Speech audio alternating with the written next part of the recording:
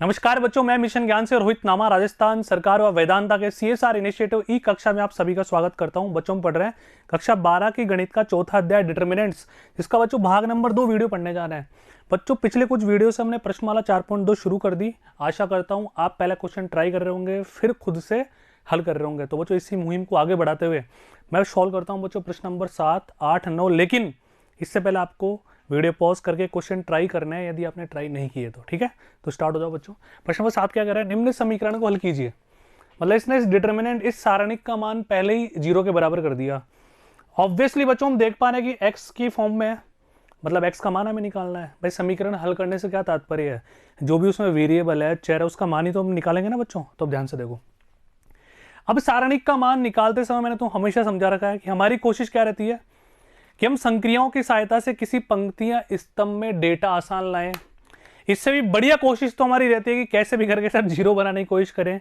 तो सबसे पहले डेटा बहुत बड़ा बड़ा लग रहा है बच्चों, यदि डायरेक्ट मैं प्रसार की सहायता से करता हूं, डायरेक्ट हम किसी पंक्ति के सापेक्ष प्रसार कर दें, स्तंभ के सापेक्ष कर दें, तो बच्चों देर हो जाएगी। देर से मतलब दर्द ज़्यादा होगा, दर्द ज़्यादा से मतलब कैलकुलेशन बहुत बेकार हो जाएगी। ठीक है, तो इसको थोड़ा सस्ता बनाने की कोशिश अपन करते हैं। तो बच्चों ध्यान से देखो, इस एक्स को एक बार एलिमिनेट करें किसी भी रो या किसी भी कॉलम से, किसी भी पंक्ति या किसी भी स्तंभ से। तो ध्यान से देखो बच्चों, ये R1 है, ये R2 है और ये R3 है। बच्चों सारणिक सॉल्व करने के लिए सभी बच्चों का अलग अलग मेथड हो सकता है। कोई R3 माइनस R2 कर रहा है, R3 को चेंज कर रहा है, कोई कॉलम की सहायता से कर रहा है, कोई स्तंभ की सहायता से कर रहा है ना। तो एक ओरिएंटेशन डेवलप करो बच्चों, इन प्रश्नों को हल करना सीखो।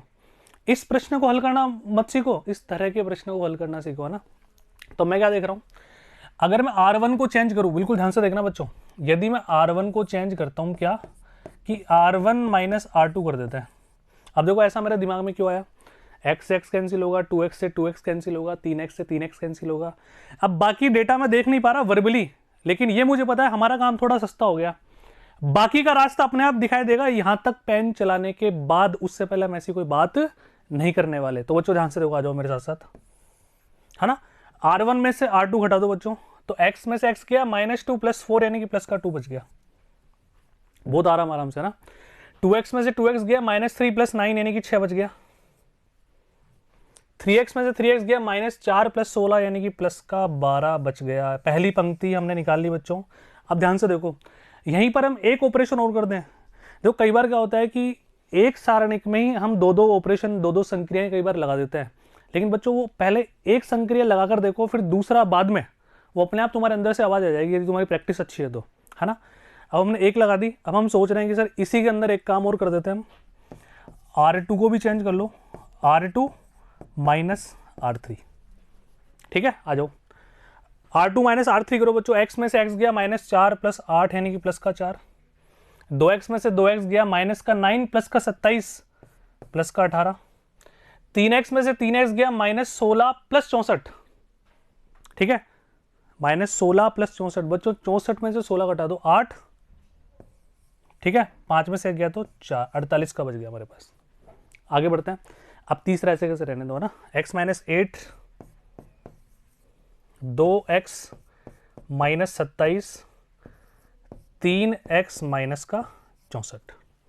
यहाँ तक कोई दिक्कत वाली बात नहीं है। अब तुम्हारा मन करे तो तुम यहाँ पर प्रसार लगा सकते हो, लेकिन इसको और सस्ता अपन बना सकते हैं। कैसे, देखो ध्यान से ना बच्चों, हम देख रहे हैं कि ये डेटा थोड़ा सा बड़ा है, तीसरे स्तंभ वाला डेटा है ना, तीसरे स्तंभ वाला डेटा थोड़ा सा बड़ा है। अच्छा, बराबर में 0 चल रहा है, इसको बिल्कुल मत भूल जाना। ठीक है, रखना इसको साथ साथ। एक बार अपन कलर चेंज कर लेते हैं।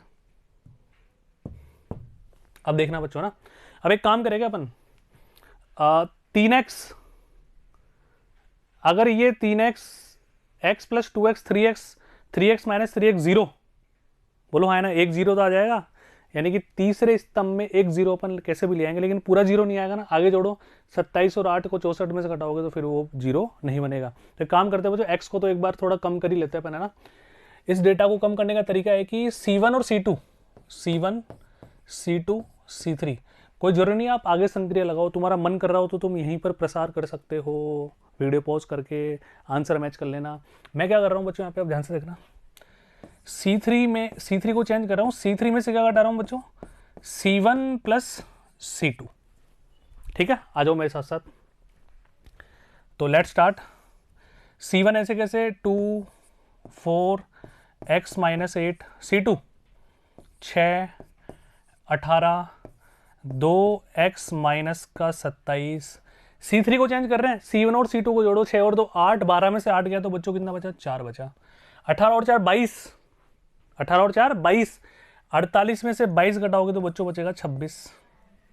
ठीक है, x और 2x 3x, 3x minus 3x 0 है ना, 28 और 27, 27 और 8 बच्चों कितना हो जाएगा 3 यानी कि 35, तो ये आ गया बच्चों माइनस का 35 है ना। तो माइनस के 64 में से बच्चों, माइनस के 64 में से हमें क्या घटाना है, माइनस का 35 घटाना है ना।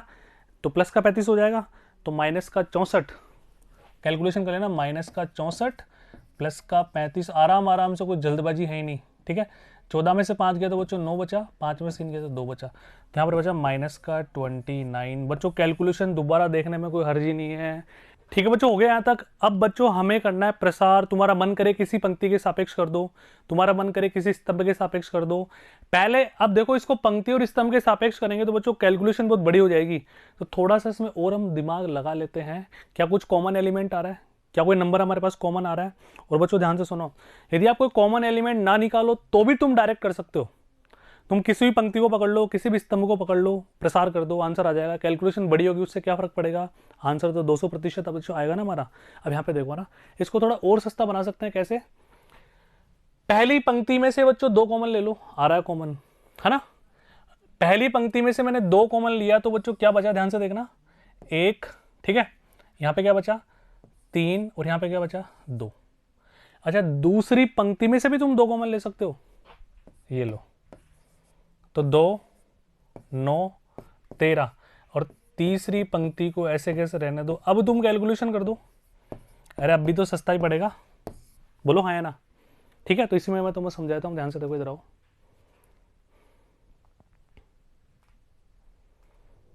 बच्चों देखो, अपन ने यहां तक किया, इसके बाद हमने डायरेक्ट कॉमन लेके सोल्व कर दिया। ये भाई साहब क्या कर रहे हैं, एक बार और C2 को चेंज कर रहे हैं, C2 माइनस 2 C1। तो ये आपको करने की आवश्यकता नहीं है, क्योंकि स्ट्राइक भी नहीं होगा ना। ठीक है, एक जनरल मेथड, आप इसकी सहायता से भी कर सकते हो। अब इसके बाद बच्चों तुम्हें डायरेक्ट कैलकुलेशन करनी है, कर लोगे कैलकुलेशन। बच्चों कैलकुलेशन कैसे करना, किसी भी पंक्ति, किसी भी स्तंभ को पकड़ लो, हम कर लेते हैं पहले स्तंभ के सापेक्ष या पहली पंक्ति के सापेक्ष, है ना। तो पहली पंक्ति के सापेक्ष हम बच्चों क्या कर रहे हैं, इसका प्रसार कर रहे हैं। ध्यान से देखना, ये थोड़ी सी जगह हमने बनाई। अब देखो ना, ये 4 तो बाहर चल ही रहा है बच्चों, इसको हम सॉल्व कर रहे हैं ना, ब्रैकेट है बड़ा, तो 1 का बच्चों उपसारणी कौन हो जाएगा यहाँ पे, 9 13, 2x माइनस का 27, और आ गया माइनस का 29। फिर बच्चों माइनस का 3, आगे बढ़ो, 2 13 x माइनस 8 और माइनस का 29। फिर बच्चों कौन है, प्लस का 2, इसका कौन है, 2 9 x माइनस 8 और 2x माइनस का 27। ठीक है, अब बच्चों ये बात, अब तो कैलकुलेशन तुम कर लोगे ना, बहुत आसान है ना। अब तो इन दोनों को मल्टीप्लाई करना, माइनस दिस, मल्टीप्लाई करना, माइनस दिस, मल्टीप्लाई करना, मल्टीप्लाई करना, माइनस दिस, जो भी आएगा उसको 4 से मल्टीप्लाई करना बच्चों, बराबर हमें क्या करना पड़ेगा 0। और बच्चों कैलकुलेशन करने के बाद तुम्हारे पास आंसर आ जाएगा x बराबर 4। बच्चों इतने प्रश्न कराने के बाद तो आशा करता हूं अब तुम कैलकुलेशन अपने आप कर लोगे ना। अच्छा, एक तरीका और है, जैसे ध्यान से देखो बच्चों, तरीका हमारे पास क्या है, यहां पे देखो बच्चों, हम पहुंच गए थे कहां तक, यहां तक C3 हमने संक्रिया क्या लगाई बच्चों, C3 में से क्या घटा दिया, C1 प्लस C2 घटा दिया। इसने आगे एक और संक्रिया लगा दी, इसने C2 को आसान बनाने के लिए क्या किया, C1 को 2 से गुणा कर दिया, 2 दूनी 4, और फिर घटा दिया, तो उससे डेटा थोड़ा और आसान हो गया। ठीक है, बट कोई नीड नहीं है, आप इसके बाद इसमें से डायरेक्ट 4, इसमें से 2 कॉमन ले लो, इसमें से 2 कॉमन ले लो, कॉमन आ रहा है, इसके बाद डायरेक्ट तुम संक्रियाएं लगा दो, पंक्ति के सापेक्ष प्रसार कर दो, तुम्हारा मन करे तो और संक्रिया लगा दो, इसके बाद तुम्हारी इच्छा पे डिपेंड करेगा। ये बात स्ट्राइक हो ऐसा जरूरी नहीं है, मैं ओरिएंटेशन के साथ पढ़ा रहा हूँ बच्चों, तुम्हारा रटवा बिल्कुल नहीं रहा, क्योंकि यहाँ तक की बातें ओरिएंटेड थी। ये बात दिमाग में आ जाए तो ठीक है, नहीं है तो भी तुम कैलकुलेशन करो आराम से। ठीक है, चलो x बराबर 4 तुम्हारा आंसर आ जाएगा, कैलकुलेशन तुम प्रॉपर ढंग से कर लेना। मिलते हैं बच्चों अगले प्रश्न में, चलते हैं बच्चों प्रश्न नंबर 8 में। देखो क्या कह रहा है, ध्यान से देखना बच्चों, यहाँ पे 3 बातें दे दी, यानी कि 3 सारणी के 3 कोटि की, इन तीनों को बराबर हमें लाना है। ठीक है, यानी कि इसको पहले इसके बराबर लाना है, फिर इसको इसके बराबर लाना है, या इसको इसके बराबर लाना है, कैसे भी इन तीनों को हमें बराबर सिद्ध करना है बच्चों। तो इसको अपन ऐसे शो कर सकते हैं क्या, ये लो, इन तीनों को बराबर अपन ले आएंगे कैसे भी, है ना। तो पहले इससे बातें करते हैं कि क्या क्या करना पड़ेगा बच्चों। सारणिक वाले प्रश्नों में हमेशा एक बात ध्यान रखना, पहले बातें करनी पड़ेगी प्रश्न से। तुम्हारे को बिना बातें करे यदि तुमने पेन चला दिया, बातें करने से मतलब पहले इससे बातें करो, क्या चाह रहा है, कौन सा रास्ता में अपनाना है, कौन सा गुणधर्म लगाना है, कौन सी संक्रिया लगानी है, क्या बिना संक्रिया के हो जाएगा। तो वो पहला तरीका, तीनों बातें बराबर है तो पहला दिमाग में क्या आना चाहिए कि इसका सारणिक का मान निकाल लें, इस सारणिक का मान निकाल लें, इस सारणिक का मान निकाल लें, 200% तीनों बराबर आ रहे होंगे। लेकिन यहाँ पर एक पंगा है, जब सारणिक का मान निकालने में बच्चों कब जोर आएगा, जब डेटा अल्फाबेटिकली होगा, यानी कि ABCD की फॉर्म में होगा। यदि यहाँ पे न्यूमेरिकल होता, सुंदर सा डेटा होता, तो ऑब्वियसली हम सारणिक का मान ही निकालते हैं, कुछ सोचने की आवश्यकता ही नहीं थी। लेकिन यहाँ पर यदि हमने सारणिक का मान निकाल लिया तो XYZ PQ, इसमें हम पागल हो सकते हैं, मतलब कन्फ्यूजन के चांसेस ज़्यादा हो सकते हैं। लेकिन वो तरीका बिल्कुल सही है, आप करना, इसे ट्राई करना खुद से, है ना। अब देखो बहुत आसान है, यहाँ पे ABC, यहाँ पे ABC बच्चों तीसरी पंक्ति है और यहाँ पे पहली पंक्ति है ना। देखो ये R1, ये R2, ये R3, ये C1 C2 C3। तो हम इससे छेड़खानी करना शुरू करें। हमें क्या चाहिए कि ABC नीचे नीचे चला जाए, है ना, और PQR बीच में आ जाए। तो सबसे पहले एक काम करो, हम R1 और R3 को आपस में इंटरचेंज करते हैं। जब किन्हीं दो पंक्तियों या स्तंभों को इंटरचेंज करते हैं तो माइनस का साइन बाहर आएगा, यानी कि साइन चेंज होगा, प्लस है तो माइनस, माइनस है तो प्लस। तो यहाँ पर हमने बच्चों क्या किया, पहले लिखते हैं अपन R1 और R3 को आपस में इंटरचेंज करते हैं, ठीक है। तो R3 की जगह कौन जाएगा, लेकिन पहले माइनस का साइन बाहर ले लो, है ना। R3 की जगह R1, ये R1 की तरफ चला जाएगा, यानी कि PQR, और R3 पे कौन आ जाएगा ABC, और R2 वाले भाई साहब ऐसे कैसे X Y और Z। अब हमें यहाँ तक पहुँचना है, बताओ क्या कमी है। अब सर एक कमी हो रहा है कि ये यहाँ पर जो R1 है ना, अब ये R1 है, ये R2 है और ये R3 है। तो बच्चों यहाँ पर हम क्या देखेंगे, ध्यान से देखना कि R2 और R1 आपस में इंटरचेंज हो जाए तो देखो XYZ तो ऊपर और PQR बीच में, तो फिर हमारा आंसर आ ही गया ना, यानी कि इसके बराबर हो ही जाएगा वो। लेकिन वापस माइनस का साइन कॉमन लेना पड़ेगा, तो माइनस का साइन वापस कॉमन लोगे, इसका मतलब माइनस का स्क्वायर कॉमन ले लिया। और इससे पहले संक्रिया तुम क्या लगाओगे, R1 इंटरचेंज विथ R2, दोनों को आपस में इंटरचेंज कर दो। तो XYZ पहली पंक्ति, PQR दूसरी पंक्ति, ABC तीसरी पंक्ति। ये माइनस का स्क्वायर बच्चों क्या हो जाएगा, प्लस। तो ये बराबर हमने किससे कर दिया, इसके, यानी कि दायां पक्ष के बराबर आ गया। अब देखो जो तीसरे के बराबर भी लाना है इसको, है ना।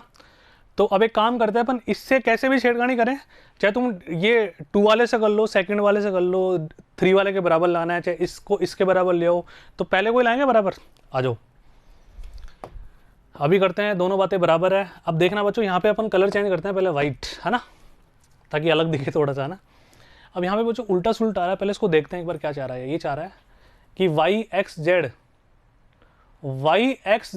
BAC, ये तो बिल्कुल ही अलग कहानी होगी सर। तो इसमें काम करते हैं बच्चों अपन, अगर इसकी पंक्ति और स्तंभ को ही चेंज कर दें अपन, किसको, स्तंभ और पंक्ति को ही चेंज कर दे पूरा, तब तो कुछ काम बन सकता है ना। और हमें पता है किसी भी सारणिक में समस्त पंक्तियों में समस्त स्तंभों को चेंज करें तो सारणिक के मान पर कोई प्रभाव नहीं पड़ता है, क्योंकि देखो YX ये ऊपर आ रहा है ना, ऊपर वाली रो में। तो आ जाओ एक काम करते हैं, पहले सभी पंक्तियों, क्या लिखोगे बच्चों, पंक्तियों व डेल, इसमें पंक्तियों व स्तंभों को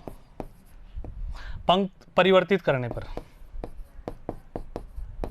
लिख लेना, मतलब आपस में इंटरचेंज करने पर सबको, है ना। तो करें, स्टार्ट हो जाए। तो मैं लिखता हूं यहाँ पे ABC, फिर कौन है XYZ, फिर कौन है PQR, ठीक है। अब ध्यान से देखो, वापस हमने कलर चेंज किया। अब हमें क्या चाहिए, पहले हमारी डिमांड देख लो बच्चों, इसको थोड़ा सा नीचे करना पड़ेगा वरना दिखाई नहीं देगा होगा ना। ये लीजिए, अब देख पा रहे हो बच्चों, हमें चाहिए YXZ, यानी कि पहली पंक्ति में चाहिए, पहली पंक्ति में चाहिए पहले स्तंभ में हमारे को चाहिए YXZ, जबकि ये XYZ तो दूसरे स्तंभ में आ रहा है। तो एक काम करते हैं, पहले हम स्तंभ को चेंज करते हैं ना, और पी क्यू आर तीसरे मारा, चलो ठीक है, बहुत आसान हो जाएगा। तो C1 C2 बिल्कुल आराम से, कोई दिक्कत ही नहीं है। तो बच्चों हम क्या करने वाले हैं, C1 इंटरचेंज विथ C2, तो क्या आ जाएगा, ध्यान से देखो, एक्स वाई जेड, है ना, फिर क्या आ रहा है A B C और P Q R ऐसे के सामने रख दिया, इंटरचेंज हो गया आपस में, लेकिन इंटरचेंज करने पर हमें माइनस का साइन बाहर लेना ही लेना पड़ता है, ये तो पता है ना तुम्हारे को। अब आ जाओ, अब क्या चाह रहा है ये चाह रहा है बच्चों की एक्स ए पी दूसरी पंक्ति, जबकि यहाँ पे पहली पंक्ति है, जेड सी आर तीसरी पंक्ति है, कोई फर्क नहीं पड़ने वाला, वाई बी क्यू पहली पंक्ति है, तो बहुत आसान हो गया। सर इतना आसान हो गया तो हमें पता ही नहीं था। ये R1, ये R2 और ये R3, तो बच्चों R1 और R2 को आपस में इंटरचेंज कर देते हैं, वापस माइनस का साइन कॉमन लेना पड़ेगा, पहले से माइनस माइनस क्या हो जाएगा बच्चों, प्लस हो जाएगा, और इसी के साथ हमने क्या किया, माइनस का स्क्वायर, ठीक है। संक्रियापन क्या लगाने वाले हैं, R1 इंटरचेंज विथ R2, और सिस्टमेटिक तरीके से तुम लिख लेना इनको आराम से। तो अंदर क्या बचा, वाई बी क्यू, ठीक है, X A P Z C R. अब मैच करो बच्चों, देखो पहली पंक्ति Y B Q X A P Z C R as it is minus का स्क्वायर प्लस, तो बराबर किसका आ गया, तीसरे के बराबर भी आ गया। अतः हम आराम से चीख के, मतलब कॉन्फिडेंस है, आत्मविश्वास के साथ कह सकते हैं तीनों बातें बराबर हमने सिद्ध कर दी। इसी के साथ इति सिद्धम, ठीक है, करोगे। और सिस्टमेटिक तरीके से तुम आराम से लिख लेना, पंक्तियों स्तंभों को परस्पर बदलने पर, ये अपनी अपनी लैंग्वेज होती है बच्चों, जैसा तुम्हारा मन करे कोई लिखो। समस्त पंक्तियों व स्तंभों को आपस में चेंज करने पर, बदलने पर, परिवर्तित करने पर, हर बच्चे की लैंग्वेज अपनी होनी चाहिए, अपनी भाषा में सॉल्यूशन लिखना मैथमेटिक्स अच्छी होने की निशानी होती है, ठीक है। चलो प्रश्न नंबर 9 हमारा क्या कह रहा है, ध्यान से देखो। एक 3 कोटि का सारणिक हमें दे दिया, और किसके बराबर लाना है, ए cube B cube C cube minus 3bc, और ये फॉर्मूला तुम्हारे को याद होना चाहिए बच्चों। A cube B cube C cube minus 3bc का फॉर्मूला क्या होता है, देखो मैं फॉर्मूला लिख देता हूँ, ध्यान से देखो, a plus B plus C, 10th class में याद होगा तुम्हारे को, A square plus B square plus C square minus A B minus B C minus C A. अगर ये फॉर्मूला याद है तो इस प्रश्न को करने में ज़्यादा मजा आएगा। अब देखो, सबसे पहला हमारा टारगेट, जैसा कि मैंने तुम हमेशा बोला कि इस तरह के प्रश्न में हमेशा सबसे पहले देखते हैं कि जाना कहाँ पर है, हमारी मंजिल क्या है, उसके हिसाब से हमें पहली स्टेप इनिशिएटिव लेना पड़ता है। तो हमें सबसे पहला इनिशिएटिव क्या लेना पड़ेगा कि कैसे भी करके a plus B plus C तो बाहर आना चाहिए, यानी कि हमें कुछ ऐसा बनाना है इसमें कि किसी भी पंक्ति या स्तंभ में a plus B plus C तो सब में आ रहा हो, किसी एक पंक्ति के सारे अवयवों में या स्तंभ के सारे अवयवों में। तो a प्लस बी प्लस सी लाने का तरीका बताऊँ क्या है बच्चों, ध्यान से देखो।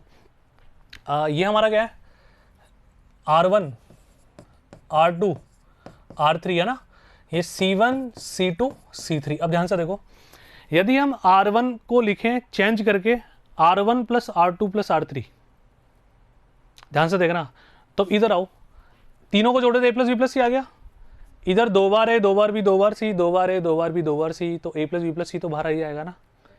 अब अब्दुल कलाम जी ने बोला है कि जहाँ तक का रास्ता दिखाई दे वहाँ तक चलो, आगे का रास्ता अपने आप दिखाई देगा। आगे का हमें कुछ भी नहीं सूझ रहा, हम कुछ इमेजिनेशन नहीं कर पा रहे, तो सिर्फ एक काम करते हैं, ये तो करें, बाकी देख लेंगे।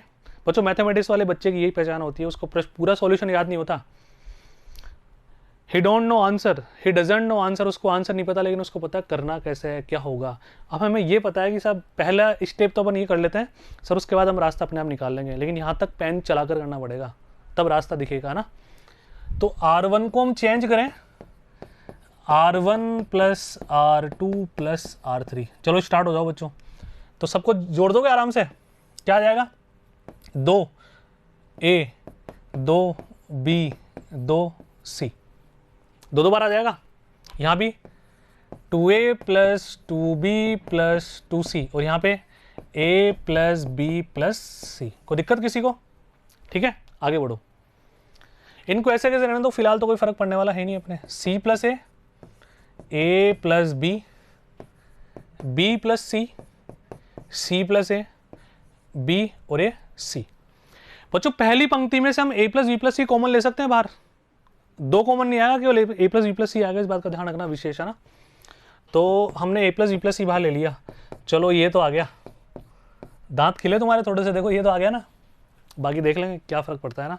तो बच्चों अंदर हमारे पास क्या बचेगा, जो सारणिक बची वो हमारे पास क्या बची, ये था 2 bracket a plus B plus C, तो केवल 2 बचा, यहाँ भी केवल 2 बचा, यहाँ केवल 1 बचा, नीचे आ जाओ, नीचे बचा c प्लस ए, बच्चों इधर क्या आ जाएगा a प्लस बी, यहाँ पे क्या बच रहा है हमारे पास b प्लस सी, यहाँ पे क्या बच रहा है c प्लस ए, और यहाँ पे बच रहा है b, और यहाँ पर बच रहा है c। अब और हमारी कलाकारी बाकी है।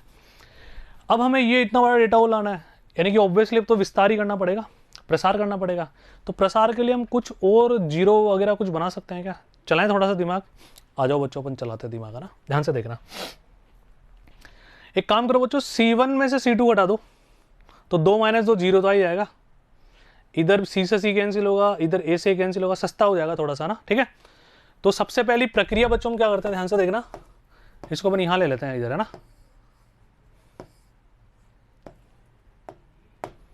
ये कलर चेंज करते हुए बच्चों हम क्या करेंगे, C1 को चेंज किससे किया हमने, C1 माइनस C2।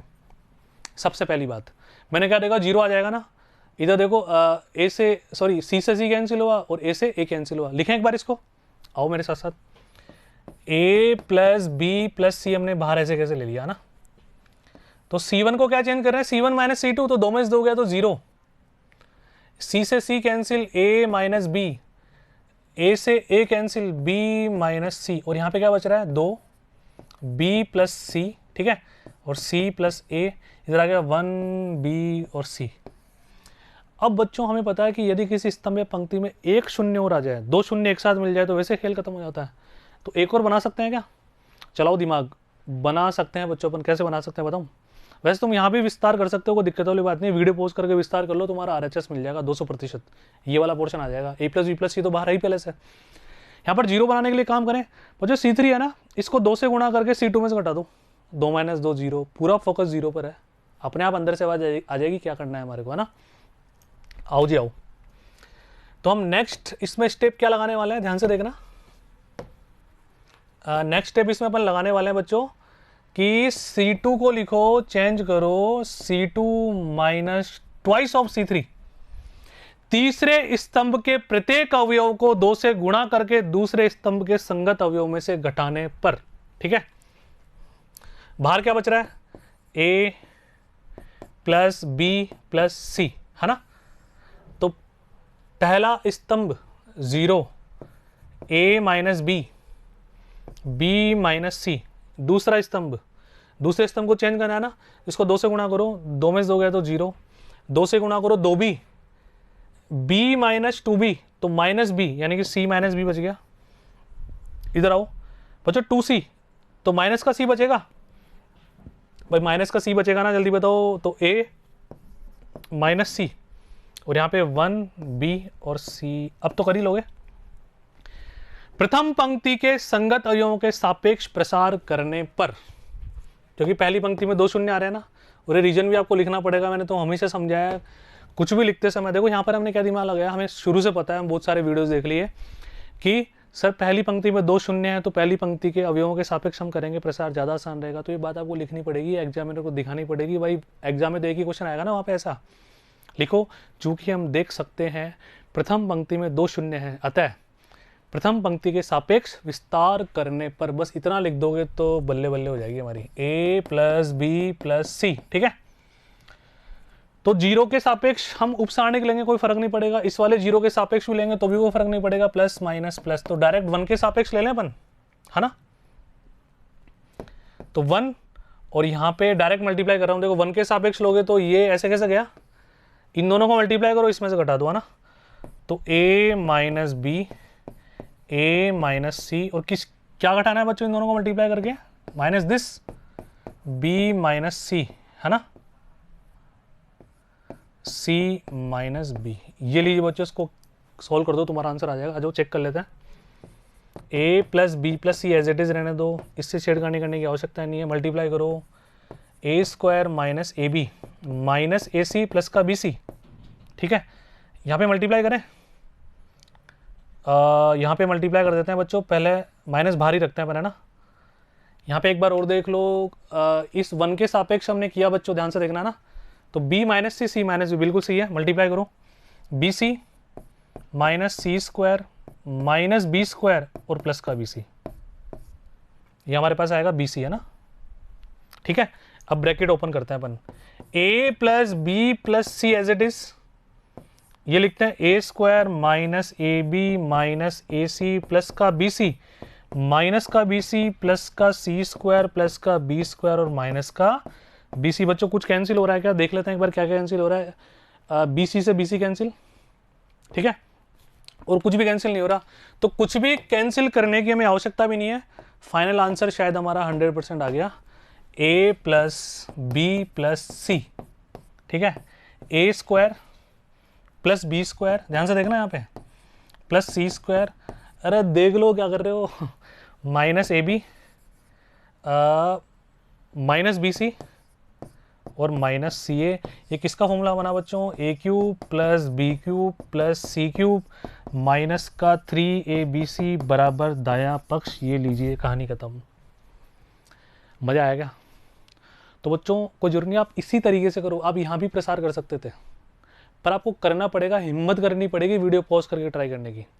बट मेरी ओरिएंटेशन क्या थी, मैंने क्या समझाने की कोशिश की तुम्हें कि हम ज़्यादा से ज़्यादा जीरो बनाने की कोशिश करें यदि हम बना सकते हैं तो, अदरवाइज डायरेक्ट प्रसार करना तो हमारे हाथ में है ही, उसको तो कोई दुनिया की ताकत रोक ही नहीं सकती। ठीक है बच्चों, तो मिलते हैं अगले वीडियो में अगले प्रश्नों के साथ, उससे पहले ट्राई करो। धन्यवाद।